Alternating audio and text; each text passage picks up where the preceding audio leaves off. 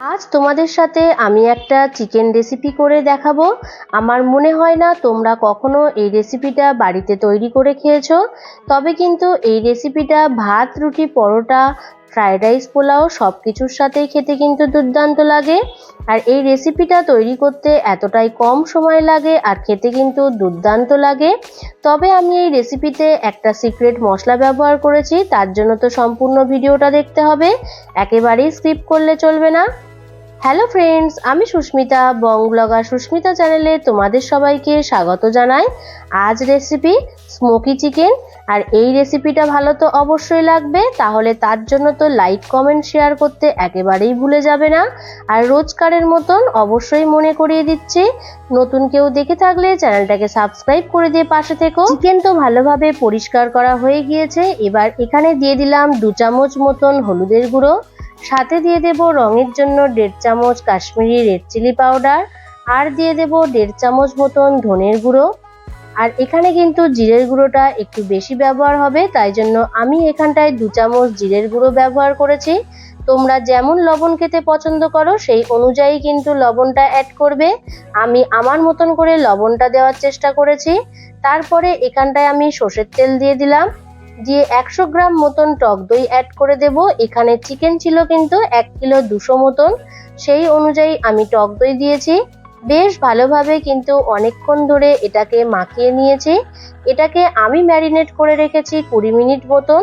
তোমরা মনে করলে সাথে সাথেও রান্না করে নিতে পারো, তবে আমি তোমাদেরকে বলবো এটা যত বেশিক্ষণ ম্যারিনেট করে রাখবে তত কিন্তু খাবার স্বাদটা বেশি ভালো হবে। যেহেতু এই রেসিপিটার নাম স্মোকি চিকেন, তাই জন্য চিকেনটার মধ্যে একটা পোড়া ভাপ আনার জন্য আমি সমস্ত কিছু কিন্তু আগুনে এখানে পুড়িয়ে নিচ্ছি। এখানে মাঝারি সাইজের 2টো টমেটো আর একটা বড় রসুন নিয়ে নিয়েছি, এটাকে পুড়িয়ে নেব। পুরানো হয়ে যাওয়ার পর মাঝারি সাইজের 2টো পেঁয়াজ পুড়িয়ে নিচ্ছি। এই পেঁয়াজটাকে তোমরা চেষ্টা করবে খোসা ছাড়িয়ে নিয়ে বেশিক্ষণ সময় ধরে একটু পোড়ানো। তারপর ঝালের জন্য ব্যবহার করছি কাঁচা লঙ্কা। তবে কিন্তু আমি এই রেসিপিতে আদার ব্যবহার করিনি। এই রেসিপিতে আদা দিলে কিন্তু খাবার টেস্টটা অনেকটাই বদলে যায়, তাই আমি এটাকে স্কিপ করেছি। এই রান্নাটা সম্পূর্ণ সর্ষের তেলেই করতে হবে, তাই তেল গরম হয়ে আসাতে এখানে দিয়ে দিলাম তেজপাতা আর গোটা গরম মশলা। তেজপাতা, গরম মশলা ভালোভাবে গরম হয়ে যাওয়ার পর যেগুলো আমি তোমাদেরকে দেখিয়েছি, পেঁয়াজ, রসুন, টমেটো, কাঁচা লঙ্কা, সমস্ত কিছু কিন্তু আমি মিক্সিং জারের মধ্যে ভালোভাবে একটা পেস্ট বানিয়ে নিয়ে সেই পেস্টটা এখানটায় দিয়ে দিয়েছি। যেহেতু ওই জিনিসগুলো আমি আগুনে পুড়িয়েছিলাম, তাই জন্য দেখো এখানে একটা কালো কালো ভাব এসেছে। তবে কিন্তু তোমরা ভেবো না যে এটাই হলো সিক্রেট মশলা, এখনো কিন্তু দেরি আছে। সেই সিক্রেট মশলাটা দেখার জন্য অবশ্যই একটু ধৈর্য ধরে থাকতে হবে, একেবারে স্কিপ করবে না। চিকেনে কিন্তু কেউ চিনি ব্যবহার করে না, কিন্তু আমি এই রেসিপিতে একটু সামান্য চিনি ব্যবহার করেছি, ছোট চামচের 1 চামচ মতন দিয়ে কিন্তু বেশ ভালোভাবে এটাকে কষিয়ে নিচ্ছি। তারপর দেখো ম্যারিনেট করা চিকেনগুলো দিয়ে দিলাম। যেহেতু বাটিটার মধ্যে অনেকটা মশলা ছিল, তাই সেই মশলাগুলোকে অবশ্যই আমি এখানটায় দিয়ে দিয়েছি। মশলা নষ্ট করার কোনো প্রয়োজন নেই। তারপরে গ্যাসের ফ্লেমটাকে মিডিয়াম ফ্লেমে রেখে দিয়ে বেশ ভালোভাবে কিন্তু মশলাটাকে দিয়ে চিকেনগুলোকে ভালো করে মাখিয়ে নিতে হবে, যাতে সমস্ত চিকেনের গায়ে যেন মশলাগুলো লেগে যায়। এটাকে ভালোভাবে মিশানো হয়ে যাবার পর লো ফ্লেমে কিন্তু 10 মিনিট মতন আমি ঢাকা দিয়ে রেখেছিলাম। 10 মিনিট পর আবারও চলে আসলাম। এবার দেখে তো নিশ্চয়ই বুঝতে পারছো আগের থেকে এখন কতটা তেল রিলিজ হচ্ছে। এটা কিন্তু যতক্ষণ বেশি তোমরা কষাতে থাকবে তত কিন্তু আস্তে আস্তে তেলটা রিলিজ হবে, আর ঠিক ততক্ষণ কিন্তু সময় ধরে এটাকে কষাতে হবে। যতক্ষণ কষাবে তত কিন্তু খাওয়ার টেস্টটা আরেকটু বেড়ে যাবে। ঝালের জন্য ব্যবহার করে নিলাম কাঁচা লঙ্কা, যেহেতু ঝালটা কম ছিল তাই। আর তোমাদের সাথে যেটা সিক্রেট মশলা বলছিলাম সেই সিক্রেট মশলাটা দিয়ে দিলাম।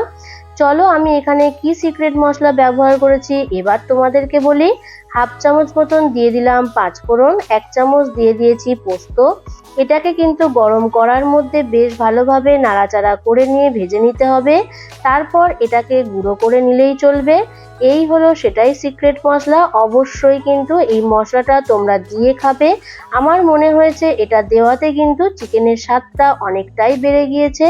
তারপরে কিন্তু এটা অনবরত কষাতে হবে। তোমরা এখানে লক্ষ্য করে দেখেছো আমি কিন্তু অনেকক্ষণ ধরে চিকেনটাকে কষাচ্ছি, আর কষাতে কষাতে দেখবে প্রায় অনেকটা কিন্তু আস্তে আস্তে তেল রিলিজ হচ্ছে। এখানে কিন্তু আমি এক্সট্রা করে কোনো জলের ব্যবহার করিনি, এই তেলেতেই কিন্তু চিকেনটাকে ভালোভাবে কষিয়ে নিচ্ছি।